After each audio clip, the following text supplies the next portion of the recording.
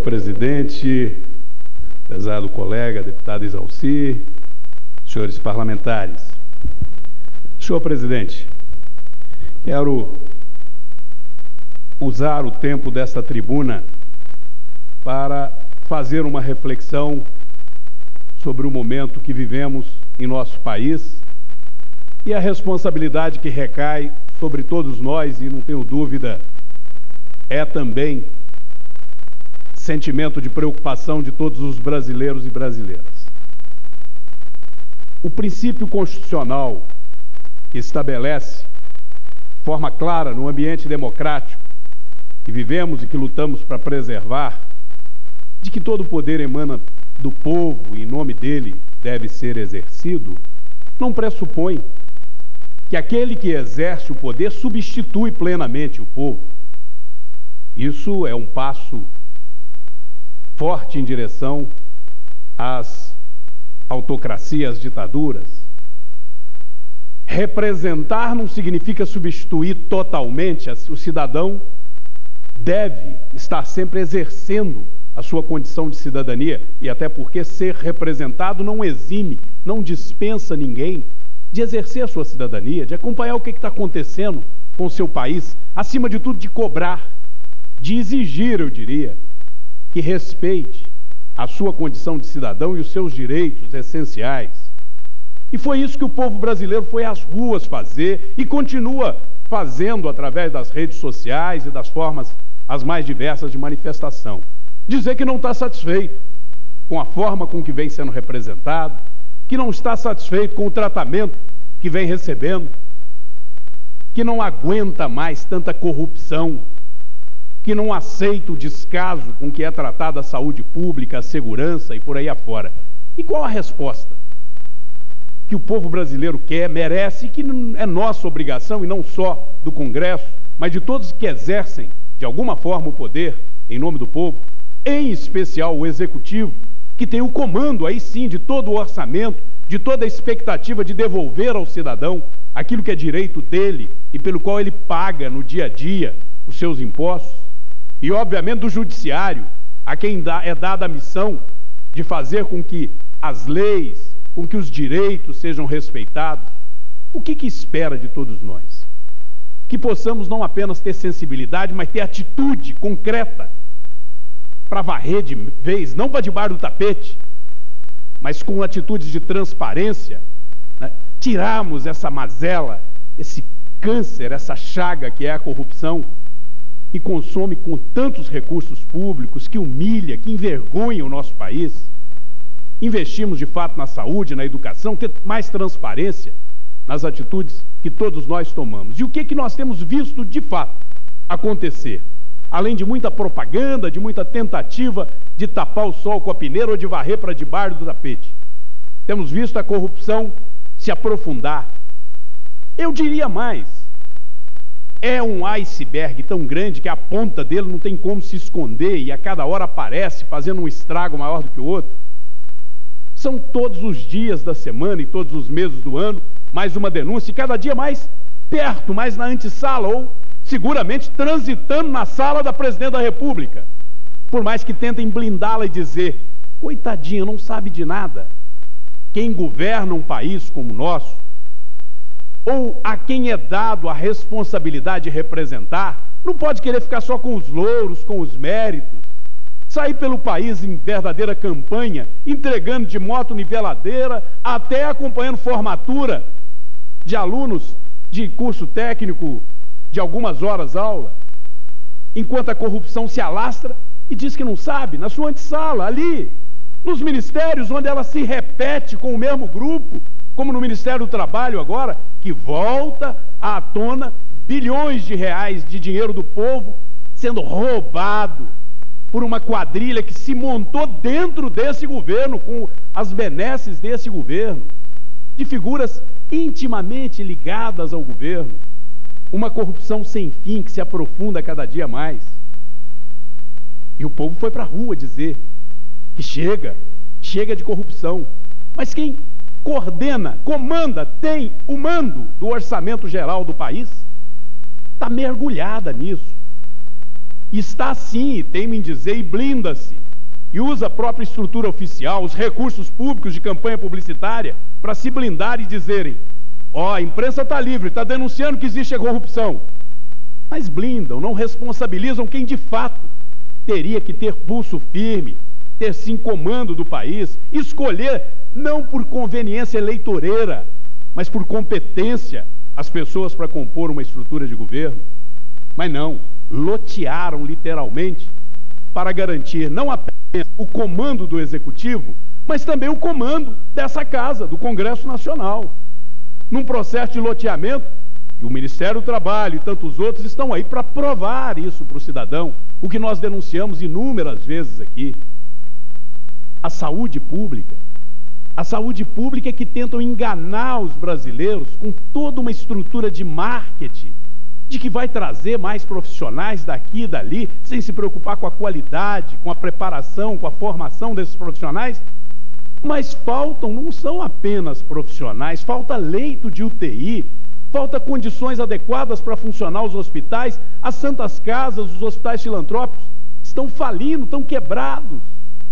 Anunciaram que iriam, através do BNDES, financiar para que essas santas casas pudessem pelo menos respirar, mas não, são bilhões de reais do BNDES colocado no bolso do senhor Eike Batista, e não saiu, deputado Isalci, 1 centavo para as santas casas através do BNDES.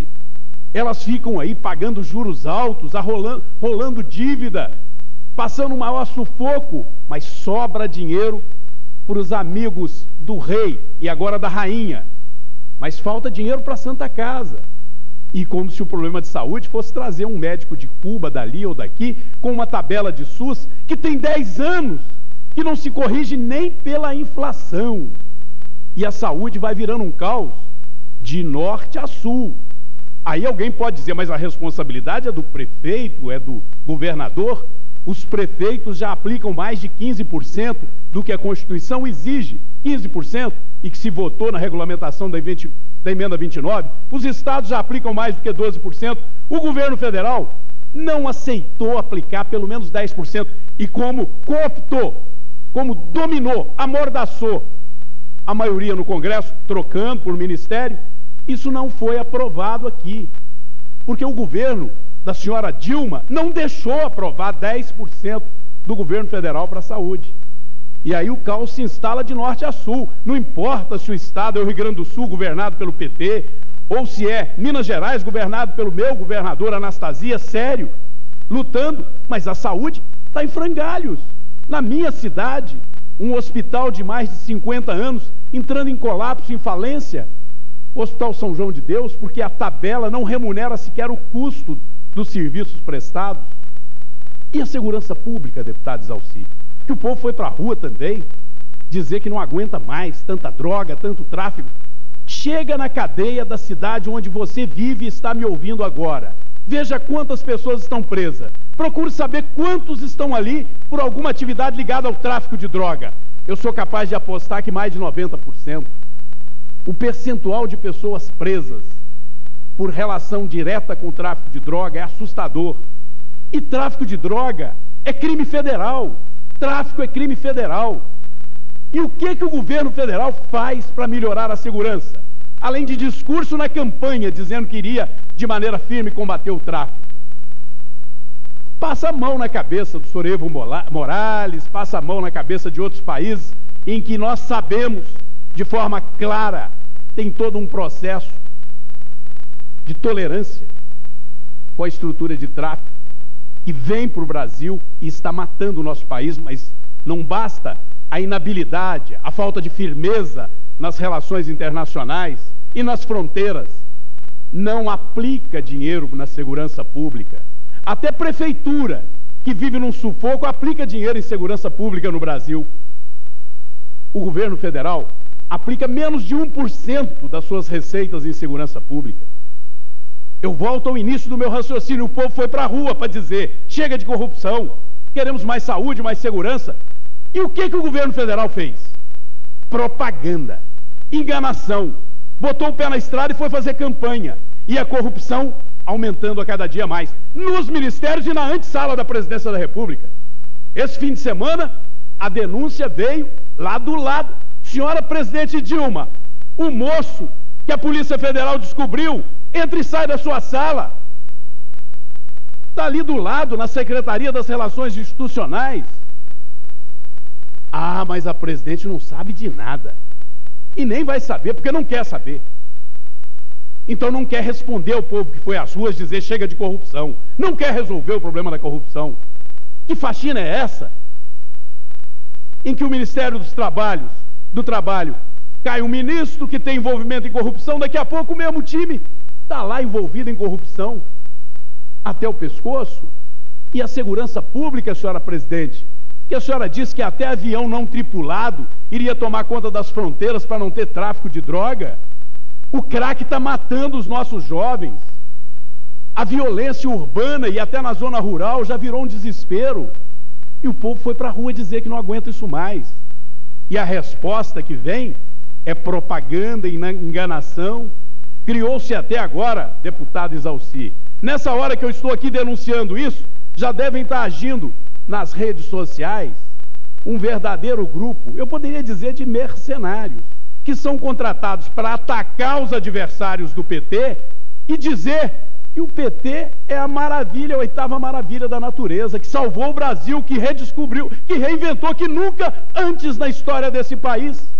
Mas aparelharam toda a estrutura. A Petrobras nunca teve desempenhos tão pífios. O Brasil nunca dependeu de importar mais e mais gasolina, até álcool, óleo diesel, tudo importado depois de terem ganho a eleição, sujando a mão de petróleo e sujando as mãos na corrupção, para dizer ao povo brasileiro, agora nós somos autossuficientes no petróleo. E está aí a balança de pagamento brasileira num colapso. A cada semestre, o Brasil tendo um déficit maior e as contas públicas em frangalhos. E agora hoje, o mesmo PIB que a senhora presidente dizia no início do ano que seria de 5% de crescimento no nosso país este ano, vem o governo dizer, olha, vai ser só 2,5%. Mas ele mesmo sabe que nem 2,5% será.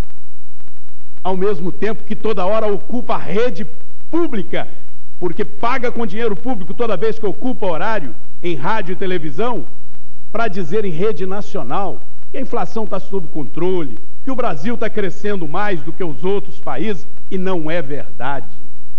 Nós crescemos menos do que todos os vizinhos da América Latina, Argentina, Uruguai, Chile. Crescemos menos do que o Peru, crescemos menos do que vários outros, do que a Venezuela, crescemos menos do que vários outros países, que as condições estruturais são muito menos favoráveis do que as nossas, porque não há ação política, competência política, é um governo que tem um projeto de poder, não tem uma responsabilidade com o Brasil. É esta denúncia que nós queremos fazer, porque o desafio não é um desafio de oposição A ou B, é para todo o Brasil, que não aguenta mais tanta corrupção, tanto descaso com a saúde, com a segurança pública e a infraestrutura. A infraestrutura, ela une o assombro de você ver um governo como este fazer uma opção pelo roubo do dinheiro público, que é o que fizeram, uma mistura de incompetência e roubo. Pegaram bilhões de reais e enfiaram numa transposição do São Francisco que o Brasil inteiro, de norte a sul, disse com todas as letras que estava errada, que não iria resolver o problema da sede no Nordeste, que era uma transposição localizada ao ponto que com muito menos dinheiro poderia se furar milhões de poços artesianos, já que no Nordeste existe o aquífero Guarani, no subsolo do Nordeste. Não, vamos fazer uma transposição e bombear, porque não é transposição morro abaixo, é bombeada. Bombear, deputado Exalci, um rio, lá das Minas Gerais. Bombearam um rio de dinheiro para o bolso dos bandidos. Bilhões de reais, e lá estão as obras paralisadas. O dinheiro, senhora presidente Dilma, que se diz mineira, mas só vai em Minas para fazer campanha. O dinheiro que vocês jogaram fora, porque está lá abandonado, sem ter nenhuma utilidade para o povo do Nordeste, já engrossou o caixa das empreiteiras que são escolhidas a dedo. o dinheiro que foi jogado fora ali, naquelas obras inacabadas, dava para a senhora ter resolvido a 381, ligando de Belo Horizonte ao Vale do Aço e salvando milhões de vidas. Dava para resolver o problema da 040 até o entrocamento de Juiz de Fora. Dava para resolver o problema da 262 e ligá-la duplicada até o Triângulo Mineiro. Dava para resolver o anel rodoviário de Belo Horizonte, onde diariamente morrem dezenas de pessoas ao longo de cada ano. E o governo simplesmente finge que não é com ele. E eu estou me referindo a rodovias federais. E olha, o país, a República Federativa, que deveria ter sim espírito republicano, não distribui de forma justa aquilo que é de todos. A começar pela distribuição perversa dos impostos. Eu fui prefeito. Eu sei que no dia a dia a prefeitura é chamada primeiro para acudir o doente no posto de saúde, para cuidar da educação infantil, para cuidar dos atendimentos elementares de saneamento e de limpeza urbana, e às vezes até da segurança. E o município, no Brasil, fica com míseros 13% a 15% de tudo que se arrecada de impostos. O governo do estado, pouco mais de 20%.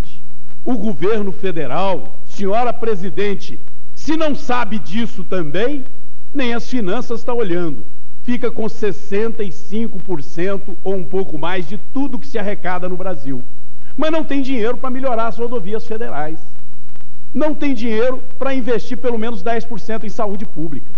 Não tem dinheiro para melhorar a educação em todo o Brasil em qualidade e faz a demagogia de dizer: ajudei a votar um piso salarial para todos os professores. Nós temos que pagar um salário digno para todos os professores, mas o governo federal tem que parar de fazer demagogia e colocar dinheiro na educação para isso, porque ele sabe que a decisão é letra morta se não houver orçamento suficiente. A prova disso é que hoje não pagam o piso mínimo nacional aos professores vários estados e várias cidades governadas pelo PT, como cidades governadas pelo meu partido também, do PSDB. Por quê? Porque não há orçamento suficiente no município, e a presidente sabe disso, e o ministro da Educação sabe disso, sabe que os professores estão sacrificados, e que para nós termos um pagamento digno aos professores, nós temos que aprovar 10% do PIB para a educação. Mas o PT e a base do governo travou até na última hora a votação da Lei Nacional de Educação, do Plano Nacional da Educação nessa casa. O deputado Isalci é da comissão e sabe disso. Quando eles viram que estavam derrotados, eles encaminharam a favor da votação dos 10% do PIB, mas até hoje não sancionou a lei. Da mesma forma, nos royalties do petróleo. Eu digo, e os anais desta casa e a imprensa, pelo menos aquela que é livre neste país, está aí para provar. A presidente faltou com a verdade ao dizer para o Brasil que estava mandando um projeto de lei para esta casa para destinar 100% dos royalties para a educação. Mentiu! Mandou um projeto de lei destinando o rendimento dos royalties. O dinheiro dos royalties destina-se ao fundo social. E apenas o rendimento constava no projeto que a presidente mandou para cá para ser destinado à educação. Valor pífio, considerando a necessidade da educação. Esta casa votou 50% pelo menos do dinheiro do royalty, aí sim, do capital, do principal, 50% e 100% do rendimento do restante, aí destinando 75% para a educação e 25% para a saúde, até porque aumentamos em muito, algo em torno de 120 a 150 bilhões em 10 anos, o que se aumentou daquilo que a presidente mandou para cá, enganando o Brasil, ao dizer que era 100% dos royalties. Pois bem, o governo da senhora presidente Dilma, lá no Senado, derrotou essa proposta, piorou a proposta. Tivemos que novamente, aqui nesta casa, corrigi-la, adequá-la, para que nós tivéssemos, de fato, um investimento mais expressivo dos royalties para a educação. Mas está resolvido o problema? Não, porque são royalties futuros, das jazidas que ainda forem exploradas do pré-sal no futuro. Além do que, o processo de distribuição dos royalties entre os entes federados está parado lá no Supremo. Por que está parado? Porque a senhora presidente Dilma vetou o projeto aprovado por maioria dessa casa, que distribui de maneira mais justa para todos os brasileiros os royalties do petróleo. Essa é a verdade que o Brasil precisa saber e que é difícil de fazer chegar a cada um dos senhores, porque ela chega fragmentada. Todos sabem que a corrupção no governo federal está enraizada, está patrocinada por esses que chegaram ao poder e têm um projeto de poder. Mas existe uma blindagem para dizer, olha, esta corrupção não é de responsabilidade de quem está governando. Me expliquem isso então, deputado Isalci. Ora, se quem está governando há 10 anos, já vamos para 3 mandatos, e não resolve, ela piora a cada ano, e diz que não tem responsabilidade nenhuma com a corrupção, se quem chegou ao poder dizendo que iria fazer uma ação para melhorar a segurança no Brasil e a criminalidade está aumentando, está piorando, e quem está lá no poder não tem responsabilidade nenhuma com a segurança, e a saúde pública, que está um caos cada dia pior do que o outro, não há nenhuma responsabilidade de quem está governando?